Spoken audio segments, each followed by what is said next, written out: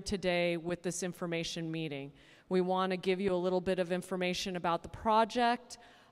We have a lot of opportunity for you to get information about the project around the room, and we want to make sure that we get your comments on this project either at the comment table in the back, or at the end of this presentation you will also see a website and a phone number that you can call to provide comments.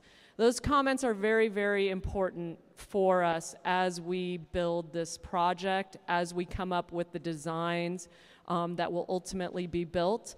Again, I want to stress that this is a process that we go through. We collect a lot of information as we go through this process in order to be able to continually update and refine the routes that we will ultimately choose to build. And so we are showing you a snapshot in time today of a route that has been developed, and I know and we know, because we're working on this project up and down the state, that this is a very difficult and complicated conversation to have. And we need to know and hear from you with your comments and on the website and with the phone number about the things that we need to know about your community in order to be able to do the best job possible to design this project. So here's the agenda today that you can see. Again, we're going to talk a little bit about the project. We're going to talk a little bit about the principles and the way that we develop the project. We're going to give you a snapshot that takes a look at the evolution of the project to date. And again, I want to stress that this project evolves over time. The more studies we do, the more information we get back from communities, the more that we are able to understand and evolve the project. And then we will tell you a little bit about what we're doing next.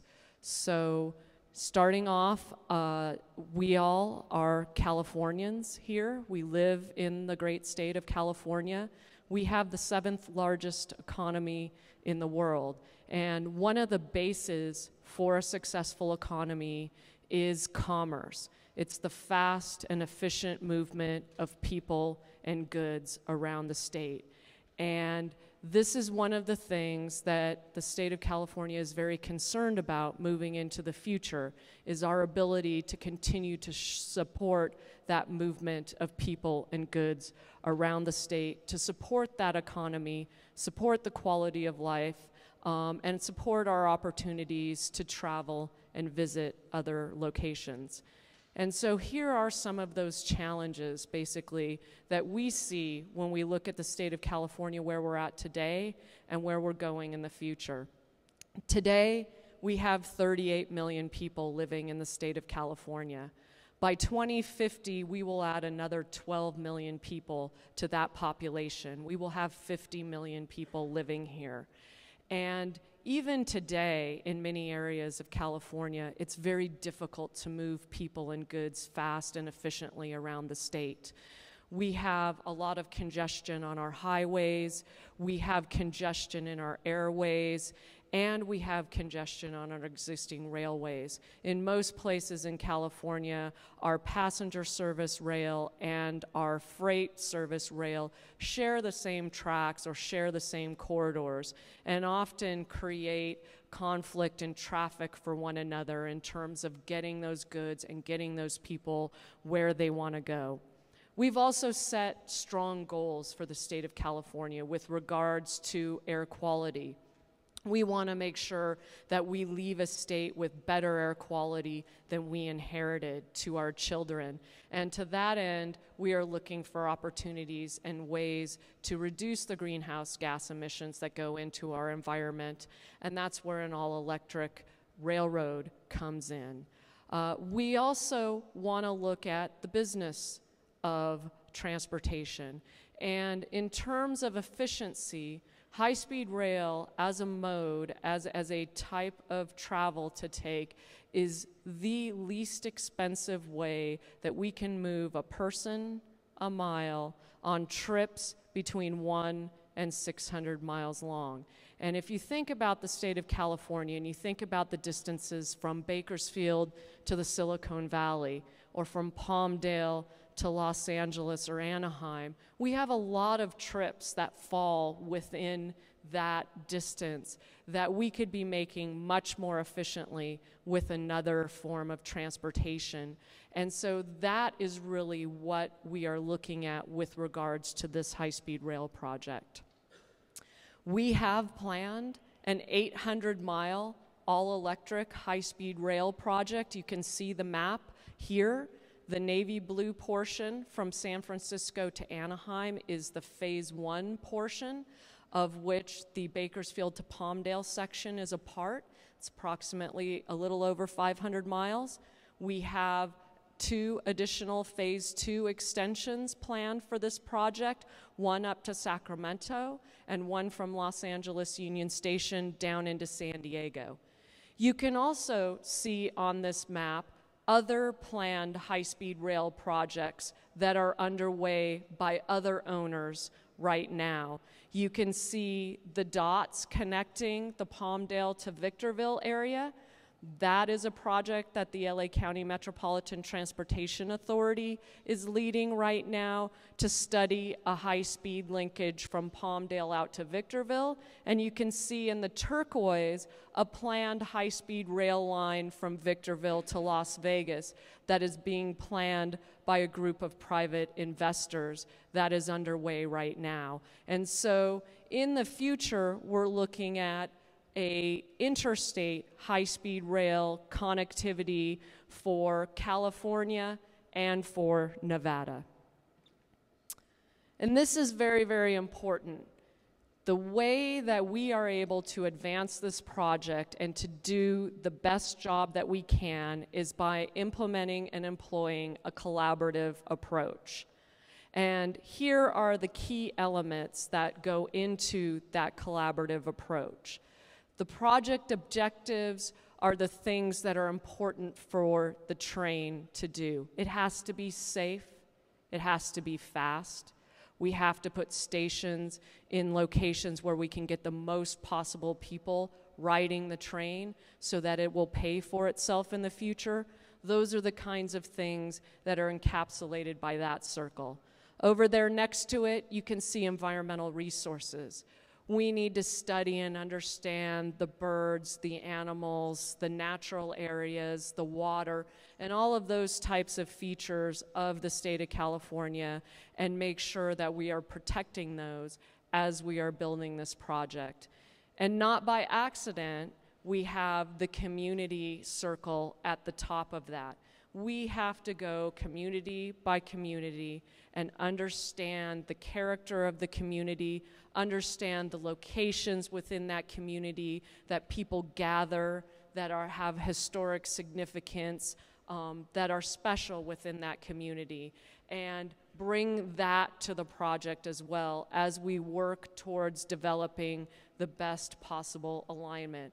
And as we go through that process, there will be several meetings like this, and we will come out and there will be different route concepts that we talk about at these meetings, because as we have these meetings, as we do technical studies, as we learn more about the environment and the nature of the animals and things of that nature, we evolve. This project, this alignment evolves through time to reflect those things that we learn as we work to develop the best possible alignment. While we are working on those route concepts and working to identify that best route, we also want to make sure that we are addressing other issues and we are bringing to the fore additional conversations about things that can be done either as the project is developed itself or identified as opportunities that can be done once the project is built. And we've identified a series of categories in which we would like to look. The environment, access and mobility, the community, business jobs, workforce development and education, and at the station locations. And within those categories, we have a few examples of the things that we should be looking at as we're developing this project to make sure that there is additional value that is brought as this project is brought to fruition. And so we are looking at things like tree planting, watershed improvements. One of the things that we will certainly do with a project of this nature is design a drainage system. That drainage system could be designed to run through a treatment system and then re-inject that water into the groundwater table.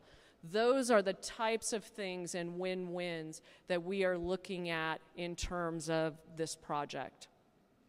We are looking at better connections and better access and mobility because a connected transportation system helps everyone.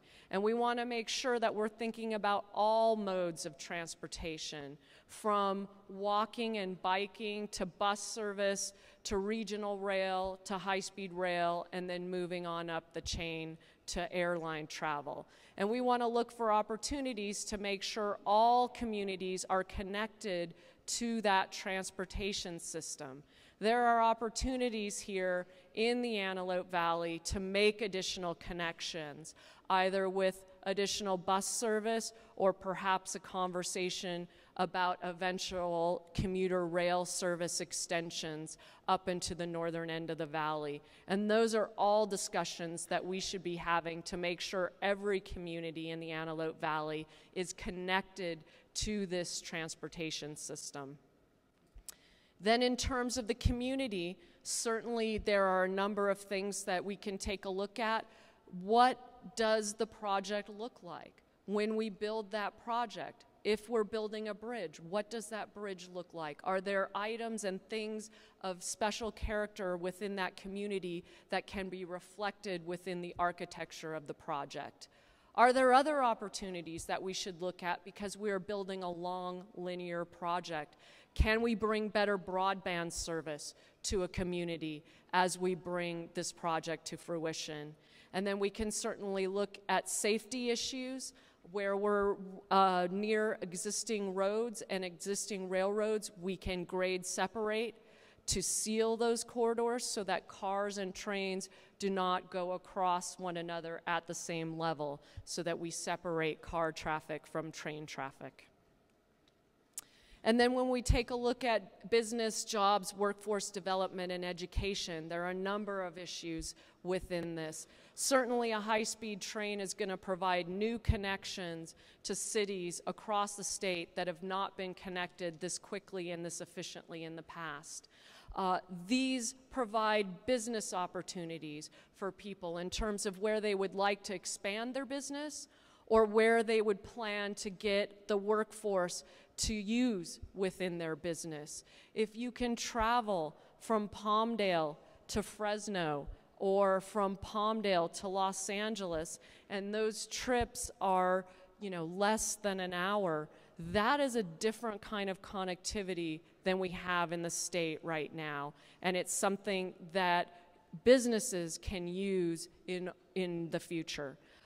We also have immediate business opportunities as we move through this project. We are hiring businesses within the state of California to help us plan this project and design it and construct it.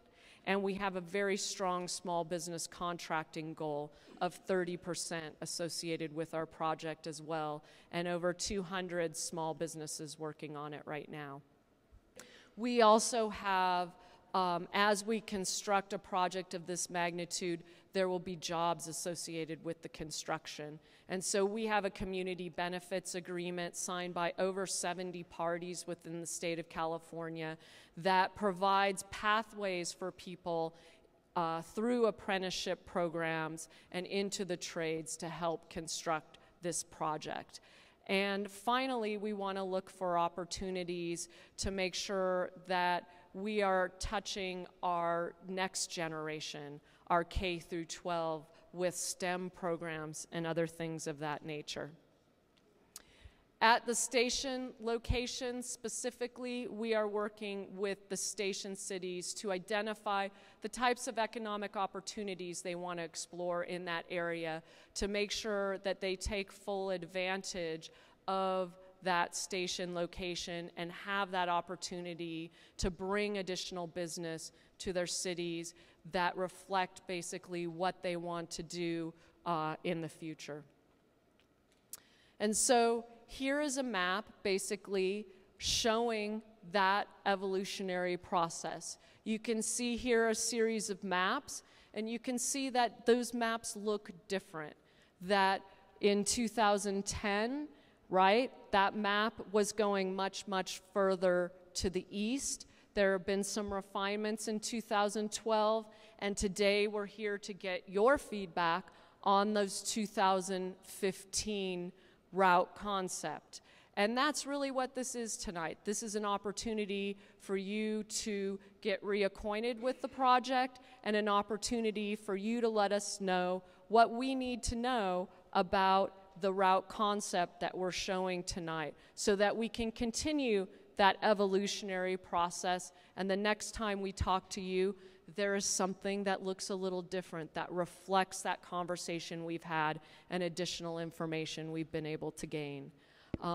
So over time, as we've looked at this section, the connection from Bakersfield to Palmdale, the closure of a passenger rail gap for the state of California. We right now do not have passenger rail service connecting the Antelope Valley to the Central Valley, so this has a profound impact potentially on all of the folks who live in both of those locations in the future.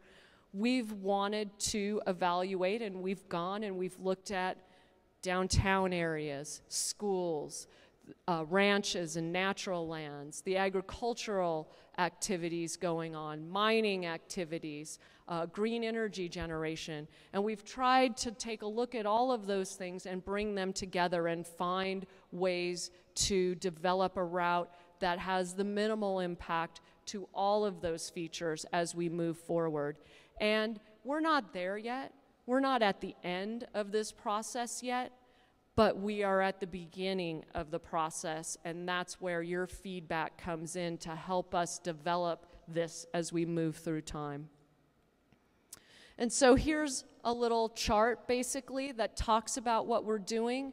On the top, you have the planning and environmental engineering activities that go on. We do not have a completed environmental document, project-level environmental document for this section. That is what we are going to be working to develop here. And I want to be clear about that. And that is what we are soliciting your feedback on right now to help us develop the best possible document that we can.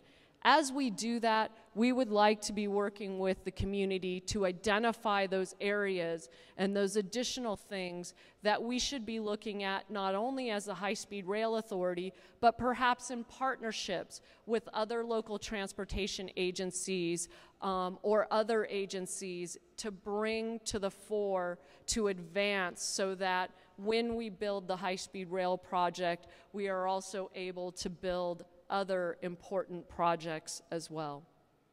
And so here is another representation basically of this process. You can see that red teardrop up there at the community outreach. That's where we're at today. This is an information meeting.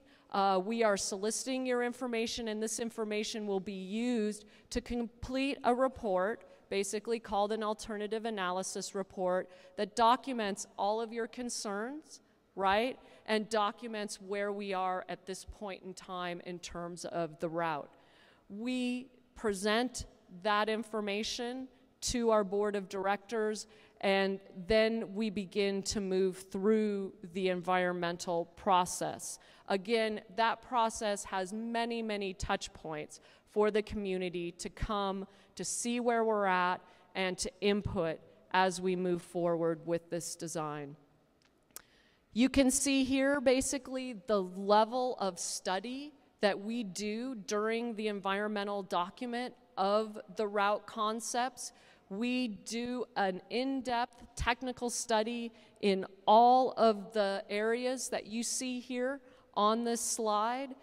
So we are looking literally at everything. We leave no stone unturned in terms of evaluating what this route means in a particular community and what happens if this route is built in a particular community. And here basically is our time frame.